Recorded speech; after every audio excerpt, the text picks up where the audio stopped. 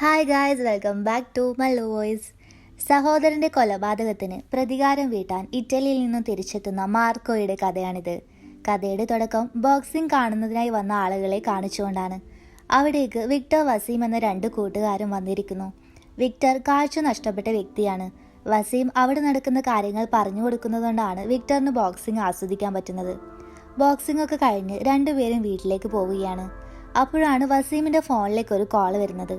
അവന്റെ ബ്രദറായ താരിഖ് ആയിരുന്നു വിളിച്ചിരുന്നത്. താരിഖിന് ഫണ്ടിന്റെ ഇഷ്യൂ ഉള്ളതുകൊണ്ട് വസീമിന്റെ പേരിൽ ലൈസൻസ് ഉള്ള ഫാർമസിയുടെ മറവിൽ മയക്കുമരുന്ന് ഉണ്ടാക്കാനുള്ള പ്ലാൻ ആയിരുന്നു. അതിന് വസീമിന്റെ സമ്മതത്തിന് വേണ്ടി നിർബന്ധിക്കാനാണ് താരിഖ് ഇപ്പോൾ വിളിച്ചിരിക്കുന്നത്. എന്നാൽ ഇത്തരം മോശപ്പെട്ട പരിപാടിക്കൊന്നും കൂട്ടുനിൽക്കാൻ വസീം തയ്യാറായില്ല. അതുകൊണ്ട് തന്നെ ദേഷ്യപ്പെട്ട് കോള് കട്ട് ചെയ്തു. ഇത് കേട്ടു നിന്ന വിക്ടർ വസീമിനോട് കാര്യം എന്താണെന്ന് ചോദിക്കുകയും വസീം നടന്ന സംഭവം പറയുകയും ചെയ്തു. ആ സമയത്താണ് ഒട്ടും പ്രതീക്ഷിക്കാതെ ഒരു വണ്ടി വസീമിനെ ഇടിച്ചു വീഴ്ത്തുന്നത്. വിക്ടർ പേടിയോടെ വസീം എവിടെയെന്ന് സെർച്ച് ചെയ്ത് നോക്കുമ്പോഴാണ് അവൻ്റെ അടുത്തൊരു വണ്ടി ഉണ്ടെന്ന് അവന് മനസ്സിലാവുന്നത്. അത് തൊട്ടു നോക്കി ഡിഫൻഡർ ആണെന്ന് അവൻ മനസ്സിലാക്കി. ആ സമയത്താണ് വിക്ടറിന്റെ കാല് വീണ് കിടക്കുന്ന വസീമിന്റെ ദേഹത്തേക്ക് തട്ടുന്നത്. തൊട്ടു നോക്കിയപ്പോൾ അവൻ ചോരയിൽ കുളിച്ച് കിടക്കുകയാണെന്ന് മനസ്സിലാക്കിയ വിക്ടർ വളരെ സങ്കടപ്പെട്ട് ചുറ്റും ആരൊക്കെയാണ് ഉള്ളതെന്ന് നോക്കാനായി തുടങ്ങി. അപ്പോഴാണ് അവന്റെ കൈ ഒരാളുടെ ദേഹത്ത് തട്ടുന്നത്. അയാൾ ഉപയോഗിച്ച പെർഫ്യൂമും അയാൾ നടക്കുന്ന കാലൊച്ച പോലും വിക്ടർ ശ്രദ്ധിക്കാനായി തുടങ്ങി. ബ്ലൈൻഡ് ആണെങ്കിൽ വിക്ടർ വളരെ ബ്രില്യൻ്റ് ആയ ഒരു വ്യക്തിയായിരുന്നു. റസൽ എന്ന ഗുണ്ടയും അവന്റെ ടീമുമായിരുന്നു അങ്ങോട്ടേക്ക് വന്നിരുന്നത്. വിക്ടർ ബ്ലൈൻഡ് ആയതുകൊണ്ട് തന്നെ വേറെ സീനൊന്നും ഉണ്ടാവില്ലെന്ന് കരുതി അവർ വെറുതെ വിട്ട് അവിടെ നിന്ന് പോവുകയും ചെയ്തു. ശേഷം പോലീസ് ഈ കാര്യം അറിഞ്ഞ് അന്വേഷണത്തിനായി വിക്ടറിന്റെ അടുത്തേക്ക് വരുന്നു. വിക്ടർ നടന്ന സംഭവങ്ങളൊക്കെ പോലീസിനോട് പറയുകയും ചെയ്തു. വിക്ടറിന്റെ മറുപടി അനുസരിച്ച് പോലീസ് നേരെ പോയത് വസീമിന്റെ ബ്രദറായ താരിഖിന്റെ അടുത്തേക്കായിരുന്നു. വസീമിന് കുറെ മോശപ്പെട്ട കൂട്ടുകാരൊക്കെ ഉണ്ടായിരുന്നു. അവരിൽ ആരെങ്കിലും ആയിരിക്കാം അവനോട് ഇങ്ങനെ ചെയ്തത് എന്നൊക്കെ താരിഖ് പോലീസിനോട് കളവ് പറയുകയാണ്. ശേഷം സീൻ കട്ടായി വസീമിന്റെ മരണാനന്തര ചടങ്ങ് നടക്കുന്നതായാണ് കാണിക്കുന്നത്. വിക്ടർ അവിടെ വളരെ സങ്കടപ്പെട്ടിരിക്കുമ്പോഴാണ് വസീമിനെ കൊലപ്പെടുത്തിയ റസലും ടീമും അങ്ങോട്ടേക്ക് വരുന്നത്. ഈ റസലും മരണപ്പെട്ട വസീമിന്റെ ബ്രദറായ താരിഖും ബിസിനസ് പാർട്ട്ണറാണ്. അവന്റെ കാലൊച്ചയും അവൻ യൂസ് ചെയ്ത പെർഫ്യൂം മനസ്സിലാക്കാൻ പറ്റിയ വിക്ടർ അന്ന് വന്ന അതേ ഡിഫൻഡർ അവിടെ ഉണ്ടെന്ന് നോക്കാനായി പുറത്തേക്ക് പോയി. അവൻ മനസ്സിൽ കരുതിയ ഡിഫൻഡർ അവിടെ ഉണ്ടായിരുന്നു. അത് തൊട്ടു നോക്കിയപ്പോൾ അന്ന് വന്ന അതേ വണ്ടിയാണെന്ന് അവന് മനസ്സിലാവുകയും ഉടനെ തന്നെ ഫോൺ എടുത്ത് അവന്റെ ഗേൾഫ്രണ്ടിനെ വിളിക്കുകയും ചെയ്തു. എന്നാൽ ഈ നേരം വിക്ടർ റസലിന്റെ വണ്ടി നിരീക്ഷിക്കുന്നത് കണ്ട കൊലയാളികൾ കാര്യം മനസ്സിലായതുകൊണ്ട് അവർ വിക്ടറിനെ ഒരു വണ്ടിയുടെ ഡിക്കിയിലേക്ക് കയറ്റി അവരുടെ താവളമായ കെമിക്കൽ ഫാക്ടറിയിലേക്ക് കൊണ്ടുപോയി. നിന്റെ കൂട്ടുകാരനായ വസീം എന്റെ ബിസിനസ്സിന് കരടായി വന്നപ്പോൾ അവന്റെ ഇക്കയായ താരിഖ് തന്നെയാണ് അവനെ കൊല്ലാനായി പറഞ്ഞതെന്ന് റസൽ വിക്ടറിനോട് പറഞ്ഞു. ഇത് കേട്ട വിക്ടർ വളരെ ദേഷ്യപ്പെട്ട് നിങ്ങളുടെ ഡ്രഗ് ബിസിനസ് ഞാൻ പൂട്ടിക്കുമെന്ന് ധൈര്യത്തോടെ പറഞ്ഞെങ്കിലും കലി വന്ന റസൽ അവന്റെ കഴുത്തിന് പിടിച്ച് അവനെ ആസിഡിലിട്ട് ഉരുക്കുകയും കൂടെയുണ്ടായ ഒരാളോട് അത് ഫോണിൽ ഷൂട്ട് ചെയ്യാനായും പറഞ്ഞു. ശേഷം കാണിക്കുന്നത് റസലിന്റെ ഫാദറായ ടോണി ഐസക്കിനെയാണ്. തങ്ങളുടെ ബിസിനസ്സിന് തടസ്സം നിൽക്കുന്ന ആരെയും കൊല്ലാൻ മടിയില്ലാത്ത ചെന്നായ്ക്കളാണ് ഈ ടോണി ഐസക്കും റസലും. അവരുടെ കൂട്ടിനായി എന്തിനും ദേവരാജും ഉണ്ടായിരുന്നു. ശേഷം പിറ്റേ ദിവസം വേസ്റ്റ് ഡംപ് ചെയ്ത സ്ഥലത്ത് നിന്നും പോലീസിന് ആസിഡിൽ ലയിച്ചു നിൽക്കുന്ന വിക്ടറിന്റെ ബോഡി കിട്ടുകയും ചെയ്തു.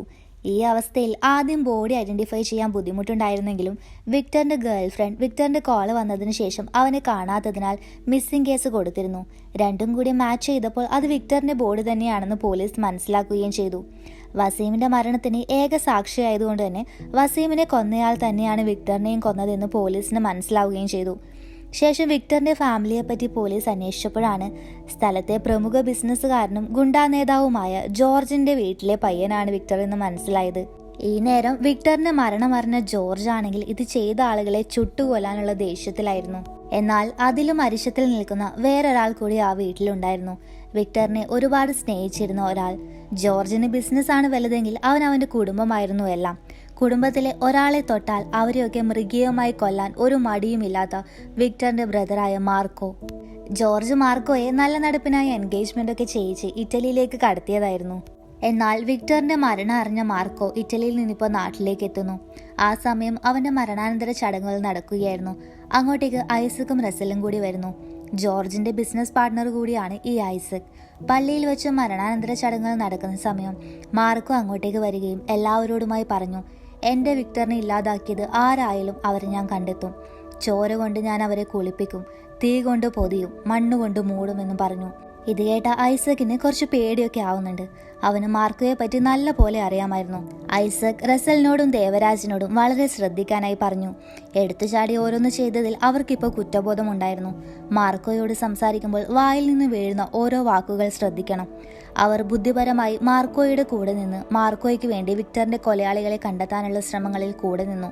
അതാവുമ്പോൾ മാർക്കോയുടെ കൂടെ നിന്ന് അവന്റെ പ്ലാനുകൾ മനസ്സിലാക്കി റസലിനെതിരെയുള്ള തെളിവുകൾ നശിപ്പിക്കാൻ വളരെ എളുപ്പമായിരുന്നു. ഇമോഷണലി മാർക്കോയെ പറ്റിക്കാനായിരുന്നു അവരുടെ പ്ലാൻ. അവന്റെ അച്ഛന്റെ ബിസിനസ് പാർട്ട്ണർ ആയതുകൊണ്ട് തന്നെ മാർക്കോ അവരെ വിശ്വസിക്കുകയും ചെയ്തു.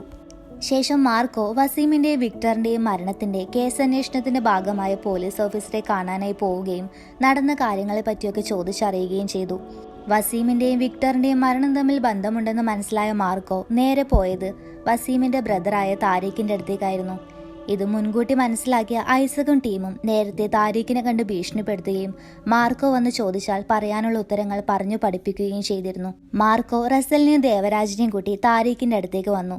എന്നാൽ ആളുമാറി കൊന്നതാവാം, വസീമിന് അങ്ങനെ ശത്രുക്കളൊന്നും ഇല്ലായിരുന്നു എന്ന് താരിഖ് പറഞ്ഞു. വസീമിന് സംഭവിച്ചത് ആക്സിഡന്റ് ആവാം, പക്ഷെ എൻ്റെ വിക്ടറിന് സംഭവിച്ചത് അതല്ല, അവനെ ആരോ കൊന്നതാണ്. ഞാൻ നിനക്കൊരു വാക്ക് തരാം, എനിക്ക് ആള് മാറി പോവില്ലെന്നും പറഞ്ഞ് മാർക്കോ അവിടെ നിന്നും പോയി.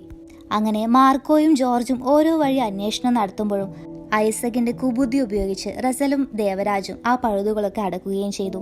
നമ്മളിനി ഇത്രയും ഡിസ്കസ് ചെയ്തിട്ടൊന്നും കാര്യമില്ല, എല്ലാത്തിനെയും ഒരുമിച്ചങ്ങ് കൊന്നു കളഞ്ഞാലോ എന്ന് റസൽ ഐസക്കിനോട് പറഞ്ഞു. എന്നാൽ ബിസിനസ് ബുദ്ധിയുള്ള ഐസക് പറയുന്നത് അവരെ കൊന്നാൽ ഷോർട്ട് ടേം ബെനിഫിറ്റ് മാത്രമേ നമുക്ക് കിട്ടൂ.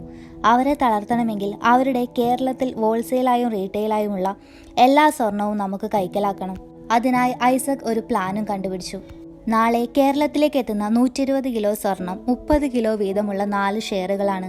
അതിലെ 30 കിലോ സ്വർണം കസ്റ്റംസ് വഴി അവർക്ക് പരിചയമുള്ള പോലീസ് ഓഫീസർ വഴി പിടിച്ചെടുത്ത് 4 ഷെയറിലുള്ള ആളുകളോടും അവരുടെ 30 കിലോ ആണ് കസ്റ്റംസ് പിടിച്ചതെന്ന് പറയുകയും ബാക്കി 90 കിലോ കൈക്കലാക്കി 30 കിലോ കസ്റ്റംസിന് കൊടുക്കാനും ഐസക് പ്ലാൻ ചെയ്തു. 4 ഷെയറിലുള്ള ആൾക്കാരും പരസ്പരം കണക്ഷനിൽ ഇല്ലാത്തതുകൊണ്ട് തന്നെ വേറെ സീനൊന്നും ഇല്ലായിരുന്നു. അങ്ങനെ അവരുടെ പ്ലാൻ ഭംഗിയായി നടന്നു. ഇതറിഞ്ഞ ജോർജ് ആണെങ്കിൽ നടന്ന കാര്യങ്ങളൊക്കെ മനസ്സിലാക്കിയിരുന്നു. പക്ഷെ ചെയ്തത് ആരാണെന്ന് മനസ്സിലായില്ല. ഈ ചെയ്തത് നമ്മുടെ കളത്തിൽ നിന്നാണെങ്കിൽ ചെയ്തയാളെ സൈനഡ് കുടിപ്പിക്കുമെന്നും പറഞ്ഞ് അവിടെ നിന്ന് ജോർജ് പോയി. ഇതേ നേരം ദേവ് ജോർജിനോട് എനിക്ക് സംസാരിക്കാനുണ്ടെന്ന് പറഞ്ഞ് കാറിൽ കയറിയിരുന്ന് ഞാനാണ് 30 കിലോ സ്വർണം കസ്റ്റംസിനെ കൊണ്ട് പിടിപ്പിച്ചതെന്നും ഇച്ചായന്റെ ഭീഷണി കേട്ട് പേടിച്ചതുകൊണ്ടാണ് ഞാനിപ്പോൾ സത്യം പറയുന്നതെന്ന് പറഞ്ഞു. ഇത് കേട്ട് ജോർജ് അവനെ അത്ഭുതത്തോടെ നോക്കുമ്പോഴാണ് ഒട്ടും പ്രതീക്ഷിക്കാതെ ദേവ് ജോർജിനെ കത്തിയെടുത്ത് കുത്തുന്നത്. കൊല്ലാനുള്ള ശ്രമമായിരുന്നെങ്കിലും ഭാഗ്യത്തിന് ജോർജ് രക്ഷപ്പെട്ടിരുന്നു. ഇതറിഞ്ഞ മാർക്കോ വളരെ സങ്കടത്തോടെ ഹോസ്പിറ്റലിലേക്ക് വരുമ്പോഴാണെങ്കിൽ അവിടെ റസലും ഐസക്കും വന്നിട്ടുണ്ടായിരുന്നു. മറ്റൊരു കളവ് പറഞ്ഞ് പിടിച്ചു നിൽക്കാൻ പറ്റില്ലെന്ന് മനസ്സിലാക്കിയ ഐസക് സത്യം മാർക്കോയോട് തുറന്നു പറയുന്നു. ദേവ് കസ്റ്റംസ് വഴി സ്വർണം തട്ടിയെടുക്കാൻ നോക്കിയത് ജോർജ് അറിഞ്ഞു എന്നും അതുകൊണ്ടാണ് ജോർജിനോട് അവൻ ഇങ്ങനെ ചെയ്തതെന്നും പറഞ്ഞു. ശേഷം എൻ്റെ ബ്രദറായ ജോർജിന് ഇത് സംഭവിച്ചല്ലോ എന്ന് സങ്കടമുള്ളതുപോലെ പറഞ്ഞ് അവിടെ നിന്ന് പോയി നേരെ കാറിലിരിക്കുന്ന ദേവിന്റെ അടുത്തേക്ക് പോയി അവന്റെ മൂക്കിനിട്ട് 2 കൊടുത്തിട്ട് തീർക്കാൻ പറ്റില്ലെങ്കിൽ പിന്നെ എന്തിനാ ഏറ്റത് എന്ന് ചോദിച്ചു. ശേഷം അവനെ സേഫ് ആയിട്ടുള്ള ഒരു പ്ലേസിലേക്ക് മാറ്റുകയും ചെയ്തു. ശേഷം സീൻ മാറി ഒരു യൂട്യൂബറെ കാണിക്കുകയാണ്. അവൻ പോലീസിനെ കണ്ട് വസീമിന്റെ കൊലപാതകവുമായി ബന്ധമുള്ള ഒരു തെളിവ് കൊടുത്തു. ഫാക്ടറിയിൽ ഇല്ലീഗൽ ആക്ടിവിറ്റീസ് നടക്കുന്നതറിഞ്ഞ് അവൻ ഒളിക്യാമറ കാറിൽ വെച്ച് അവിടെയുള്ള പാർക്കിംഗ് ഗ്രൗണ്ടിൽ പാർക്ക് ചെയ്തിരുന്നു. 2 ആഴ്ച കഴിഞ്ഞ് ക്യാമറയിലുള്ള വിഷ്വൽസ് ചെക്ക് ചെയ്ത് നോക്കിയപ്പോഴാണ് റസലും ടീമും കൂടി വസീമിനെ കൊല്ലുന്ന കാഴ്ച അവൻ കാണുന്നത്. ആ പോലീസുകാരൻ ഉടനെ തന്നെ അവന് മേലുദ്യോഗസ്ഥനെ കണ്ട് ആ വിഷ്വൽസും റസലാണ് ഇതൊക്കെ ചെയ്തതെന്നുള്ള കാര്യം അയാളെ ഇൻഫോം ചെയ്തു. എന്നാൽ ആ ഉദ്യോഗസ്ഥനാണെങ്കിൽ ആ കൊടുത്ത ഫയൽ വേസ്റ്റ് ബിന്നിലേക്ക് ഇടുകയും ഈ കാര്യം റസലിനെ അറിയിക്കുകയും ചെയ്തു. ഇതറിഞ്ഞ റസൽ കലി വന്ന് ഉടനെ തന്നെ അവന്റെ ആളെ വിട്ട് ആ പോലീസ് ഓഫീസറെ കൊലപ്പെടുത്തുകയും ചെയ്തു. ശേഷം റസൽ ആ യൂട്യൂബറെ കണ്ടുപിടിച്ച് യൂട്യൂബർ ആണല്ലേ എന്ന് പറഞ്ഞ് അവനെ കാറിൽ കയറ്റിക്കൊണ്ടുപോയി അവന്റെ ദേഷ്യം തീരുന്നത് വരെ ഇടിച്ചു കൊല്ലുകയും ചെയ്തു. ശേഷം മാർക്കോയുടെ ഗേൾഫ്രണ്ടിനെയാണ് കാണിക്കുന്നത്. മാർക്കോ ഈ പക വീട്ടിലും കൊലയുമായി നടക്കുന്നതുകൊണ്ട് തന്നെ അവൾക്ക് അവനുമായി സ്പെൻഡ് ചെയ്യാൻ ടൈമില്ലാത്തതുകൊണ്ടും അവളെ അവൻ സ്നേഹിക്കുന്നില്ലെന്ന് തോന്നിയതുകൊണ്ടും ഈ റിലേഷൻഷിപ്പ് നമുക്ക് സ്റ്റോപ്പ് ചെയ്യാമെന്നും പറഞ്ഞ് എൻഗേജ്മെന്റിന്റെ റിങ് അവന്റെ കയ്യിലേക്ക് കൊടുത്ത് അവിടെ നിന്നും പോയി. അതിൽ മാർക്കോക്ക് സങ്കടമുണ്ടായിരുന്നെങ്കിലും അവൻ അവളെ തടഞ്ഞില്ല. അവന്റെ മനസ്സ് നിറയെ വിക്ടറിനെ ഇല്ലാതാക്കിയാളെ കൊല്ലാനുള്ള ഒരുതരം പ്രാന്തായിരുന്നു. ശേഷം ഹോസ്പിറ്റലിൽ കിടക്കുന്ന ജോർജിനെ കാണാനായി ജോർജിന്റെ ഫാമിലി ഡോക്ടർ വരികയും ഒരു വീഡിയോ ക്ലിപ്പ് കാണിച്ചു കൊടുക്കുകയും ചെയ്തു. മരിക്കുന്നതിനു മുന്നേ പോലീസ് ഓഫീസറായ ദിനേശ് ഉയർന്ന ഉദ്യോഗസ്ഥന്മാരെയൊന്നും വിശ്വാസമില്ലാത്തതുകൊണ്ടും തനിക്ക് എന്തെങ്കിലും സംഭവിക്കുമെന്നുള്ള ഭയം ഉള്ളിലുള്ളതുകൊണ്ടും ജോർജിന്റെ ഫാമിലി ഡോക്ടറെ കണ്ട് ആ യൂട്യൂബർ കൊടുത്ത വീഡിയോ ക്ലിപ്പ് ഏൽപ്പിച്ചിരുന്നു. അത് കണ്ടതും ടോണിയുടെ മകനായ റസലാണ് ഇതിനൊക്കെ പിന്നിലെന്ന് മനസ്സിലായതുകൊണ്ട് ജോർജ് ഈ കാര്യം ഉടനെ തന്നെ മാർക്കോയെ വിളിച്ചു പറഞ്ഞു. മാർക്കോ ഇനി ഈസിയായി അവരെയൊക്കെ കൊല്ലുമെന്ന് വിചാരിച്ച് നിൽക്കുമ്പോഴായിരുന്നു അടുത്ത ട്വിസ്റ്റ്. ജോർജ് ഫോൺ വിളിക്കുന്ന ടൈം കാറിൽ പോവുകയായിരുന്ന മാർക്കോ ലൗഡ് സ്പീക്കർ ഓണാക്കിയിരുന്നു.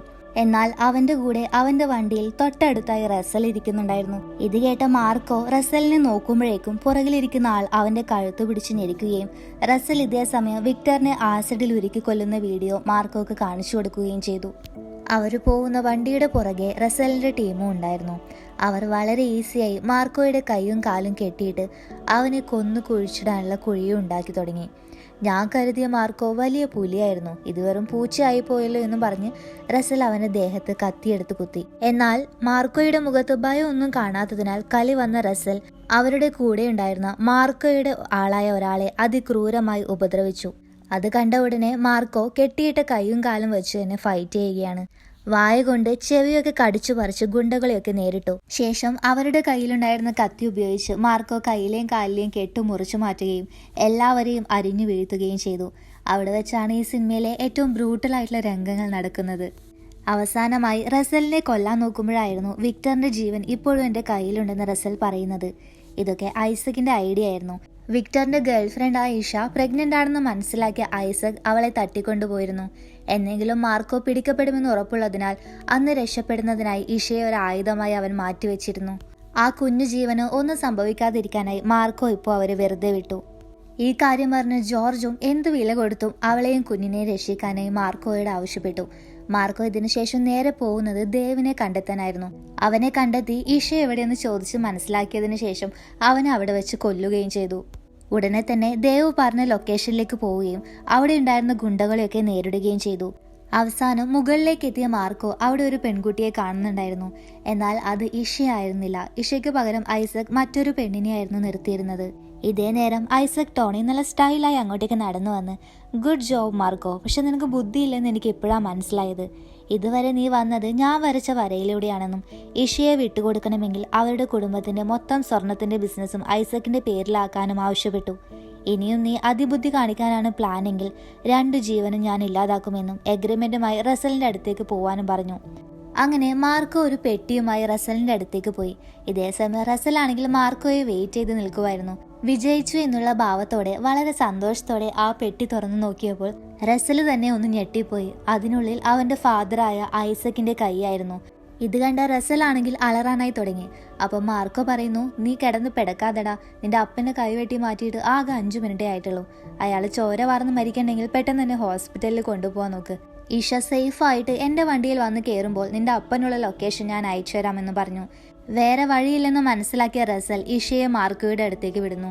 മാർക്കോ അവളെയും കൂട്ടി അവിടെ നിന്നും പോവുകയും ശേഷം റസലിന് അവന്റെ അപ്പനുള്ള ലൊക്കേഷൻ അയച്ചു കൊടുക്കുകയും ചെയ്തു. ശേഷം റസൽ അവന്റെ ടീമിനെയും കൂട്ടി ഐസക്കിന്റെ അടുത്തേക്ക് എത്തിയപ്പോഴേക്കും മാർക്കോ അയാളെ ബുദ്ധിപരമായ കെണിയിൽ ട്രാപ്പ് ചെയ്ത് വെച്ചിരിക്കുകയാണെന്ന് അവർക്ക് മനസ്സിലായി. ഇരുന്ന സ്ഥലത്ത് നിന്നും ഒന്ന് അനങ്ങാൻ പറ്റാത്ത വിധത്തിൽ ഐസക് ഇപ്പോൾ ലോക്കായിരുന്നു. റസൽ ഒരു വിധത്തിൽ കെണികളൊക്കെ അഴിക്കാനായി ശ്രമിച്ചെങ്കിലും അവിടെ ഉണ്ടായിരുന്ന ടൈം ബോംബ് പൊട്ടി ഐസക് മരിക്കുകയും ചെയ്തു. റസൽ ഗോഡൌണിന് പുറത്തു നിന്ന് നിസ്സഹായനായി നോക്കി നിന്നു. ഇത് അവൻ ഒട്ടും സഹിക്കാൻ പറ്റിയില്ല. ഇനി മാർക്കോയുമായി ഒറ്റയ്ക്ക് നേരിടാൻ പറ്റില്ലെന്ന് മനസ്സിലാക്കിയതുകൊണ്ട് മാർക്കോ കൊത്ത എതിരാളിയെ നോക്കി പോകുന്നു. അങ്ങനെ പ്രതികാരം ചെയ്യാനായി റസൽ അവന്റെ അച്ഛന്റെ വളർത്തുമകനായ അതിക്രൂരനായ സൈറസിന്റെ സഹായം തേടുന്നു. കാര്യങ്ങളൊക്കെ മനസ്സിലാക്കിയ സൈറസ് മാർക്കോയുടെ വീട്ടിലെ ഓരോ മെമ്പേഴ്സിനെ പറ്റിയും ചോദിച്ചറിയുകയും മനസ്സിൽ എന്തൊക്കെയോ പ്ലാനുകൾ കണക്കുകൂട്ടി അവൻ ചിരിക്കുകയാണ്. ഇതേ സമയം ജോർജും മാർക്കോയും റസലിന്റെ സൈഡിൽ നിന്ന് എന്തെങ്കിലും പണി വരുമെന്ന് ഉറപ്പുള്ളതിനാൽ അതിനുവേണ്ടിയുള്ള പ്രിപ്പറേഷൻസ് ചെയ്തുകൊണ്ടിരിക്കുന്നു. കുറച്ചു ദിവസത്തേക്ക് ഇഷയെ എങ്ങോട്ടെങ്കിലും മാറ്റി താമസിപ്പിക്കണമെന്നും അവളുടെ കൂടെ മാർക്കോയോട് പോവാനായും ജോർജ് പറയുന്നു. ഇഷയ്ക്ക് കൂട്ടിനായി ജോർജ് മരിയെയും അങ്ങോട്ടേക്ക് വിളിപ്പിച്ചിരുന്നു. എന്നാൽ അന്ന് രാത്രി തന്നെ ഇഷയ്ക്ക് പെയിൻ വരികയും ഈ അവസ്ഥയിൽ പുറത്തുള്ള ഹോസ്പിറ്റലിൽ കൊണ്ടുപോകുന്നത് സേഫ് അല്ലാത്തതിനാൽ ഡോക്ടറിനെയും നഴ്സിനെയും ജോർജ് വീട്ടിലേക്ക് വരുത്തിക്കുകയും ചെയ്തു. അവളെ ചികിത്സിക്കുന്ന സമയത്താണെങ്കിൽ ആ വീട്ടിലെ പവർ കട്ടാവുകയും അവിടെയുള്ള എല്ലാവരും ഭയപ്പെടാനായി തുടങ്ങി. ജോർജും മാർക്കോയും കരുതിയ പോലെ സൈറസും റസലും അവരുടെ ഒരുപാട് ഗുണ്ടകളെയും കൂട്ടി ആ വീട്ടിലേക്ക് അതിക്രമിച്ച് കടക്കുകയും അവരുടെ കയ്യിലുണ്ടായിരുന്ന ആയുധങ്ങളൊക്കെ ഉപയോഗിച്ച് എല്ലാവരെയും കൊലപ്പെടുത്താനായും തുടങ്ങി. മാർക്കോയും ജോർജും പൊരുതി നിന്ന് കുറെ ഗുണ്ടകളെ കൊലപ്പെടുത്തിയെങ്കിലും ഇത്രയും ആളുകൾക്ക് മുന്നിലും അവരുടെ ആയുധങ്ങൾക്ക് മുന്നിലും സൈറസിന്റെ മുന്നിൽ മാർക്കോക്ക് കീഴടങ്ങേണ്ടി വന്നു. മാർക്കോയുടെ മുന്നിൽ വെച്ച് കുട്ടികൾ ഉൾപ്പെടെയുള്ള എല്ലാ കുടുംബാംഗങ്ങളെയും അതിമൃഗീയമായ രീതിയിൽ സൈറസ് കൊന്നുകൊണ്ടേ നിൽക്കുകയാണ്. എന്നാൽ മാർക്കോയെയും ജോർജിനെയും മാത്രം അവർ കൊന്നില്ല. ഈ കാഴ്ചകളൊക്കെ നിസ്സഹായരായി നോക്കി നിൽക്കുക എന്നല്ലാതെ അവർക്കൊന്നും ചെയ്യാൻ വേണ്ടി പറ്റിയില്ല. ഇതേ സമയം സൈറസ് മാർക്കോയുടെ അടുത്തേക്ക് വന്ന് കൊല്ലാൻ വളരെ എളുപ്പമാണെന്നും പക്ഷെ അതിന്റെ വേദന നീ എന്താണെന്ന് അറിയണമെന്നും മാർക്കോയോട് പറഞ്ഞു. ആ സമയത്തായിരുന്നു ഇഷയുടെ കരച്ചിൽ സൈറസ് കേൾക്കുന്നതും ഉടനെ തന്നെ മുകളിലേക്ക് പോയി അവളെ കൊന്ന് അവളുടെ കുഞ്ഞിനെ എടുത്ത് അവിടെ നിന്ന് പോവുകയും ചെയ്തു. എല്ലാവരും അവിടെ നിന്ന് പോയി കഴിഞ്ഞപ്പോൾ ജോർജ് മാർക്കോയോട് പറഞ്ഞു, നിന്റെ ഓരോ വഴികളിലും നീ അവരെ തേടണം. ഞാൻ മരിച്ച് എന്റെ കുഞ്ഞുങ്ങളുടെ അടുത്തേക്ക് എത്തുമ്പോൾ മാർക്കോ കടമെല്ലാം തീർത്തിട്ടുണ്ടെന്ന് എനിക്ക് അവരോട് പറയാൻ വേണ്ടി പറ്റണം. ഇത് കേട്ട മാർക്കോ ചാടി എഴുന്നേറ്റ് അവന്റെ ദേഹത്തുണ്ടായ മുറിവുകളൊക്കെ അവൻ സ്റ്റിച്ച് ചെയ്ത് ദേഹത്തുണ്ടായ രക്തമൊക്കെ കഴുകിക്കളഞ്ഞ് അവിടെ നിന്നും റസലിന്റെ കെമിക്കൽ ഫാക്ടറിയിലേക്ക് പ്രതികാരം വീട്ടാനായി പോയി. അവിടെയുള്ള ഗുണ്ടകളൊക്കെ അതിക്രൂരമായി കൊന്ന് അവസാനം സൈറസിന്റെയും റസലിന്റെ അടുത്തേക്ക് എത്തുകയും അവരുമായി ഏറ്റുമുട്ടുകയും ചെയ്തു. റസലിനോട് നിനക്ക് ചാവാൻ പേടിയാണല്ലേ എന്ന് പറഞ്ഞ് അവന്റെ ദേഹം കുത്തിക്കീറി ഹൃദയം വരെ പുറത്തേക്കെടുത്തു. ഇത് കണ്ട പേടിച്ചു പോയ സൈറസ് രക്ഷപ്പെടുന്നതിനായി ഇഷയുടെ കുഞ്ഞിനെ കയ്യിലേക്കെടുത്ത് തന്റെ അടുത്തേക്ക് വന്നാൽ ഈ കുഞ്ഞിനെ ആസിഡിലേക്ക് ഇടുമെന്ന് പറഞ്ഞു. എന്നാൽ മാർക്കോ ഒരു കത്തിയെടുത്ത് സൈറസിന്റെ തല തന്നെ അറുത്തുമാറ്റി ആ കുഞ്ഞിനെ രക്ഷിക്കുകയും ആ കുഞ്ഞിനെ എടുത്ത് അവിടെ നിന്നും പോവുകയും ചെയ്തു. ശേഷം കുറെ വർഷങ്ങൾക്ക് ശേഷമുള്ള കാര്യമാണ് കാണിക്കുന്നത്. വിക്ടറിന്റെ മകൻ ഇപ്പോൾ വളർന്നു വലുതായിരിക്കുന്നു. മാർക്കോ അവനെയും കൂട്ടി ഒരു ബീച്ചിന്റെ സൈഡിലേക്ക് വന്നിരിക്കുകയാണ്. ആ സമയത്താണ് കുറെ വണ്ടികൾ അങ്ങോട്ടേക്ക് വരുന്നത്. മാർക്കോ ആ വണ്ടികൾ നോക്കി നിൽക്കുന്ന സമയത്ത് പെട്ടെന്നാണ് ആ കുഞ്ഞിനെ ഓർത്തത്. തിരിഞ്ഞു നോക്കിയപ്പോഴാണെങ്കിൽ ആ കുഞ്ഞ് അവിടെ ഇല്ലായിരുന്നു. ഈ സീൻ കാണിച്ചുകൊണ്ടാണ് സിനിമ ഇവിടെ അവസാനിപ്പിച്ചത്. അതുകൊണ്ട് തന്നെ എത്രയും പെട്ടെന്ന് ഇതിന്റെ ഒരു 2ാം ഭാഗം നമുക്ക് പ്രതീക്ഷിക്കാം. ഇന്നത്തെ ഈ കഥ എല്ലാവർക്കും ഇഷ്ടമായെന്ന് വിചാരിക്കുന്നു. ഇഷ്ടമായിട്ടുണ്ടെങ്കിൽ ലൈക്ക് ചെയ്യുക. ഇനിയും ഇതേപോലെയുള്ള നല്ല നല്ല സ്റ്റോറീസ് കേൾക്കുന്നതിനായി ചാനൽ തീർച്ചയായും സബ്സ്ക്രൈബ് ചെയ്യുക. Bye bye.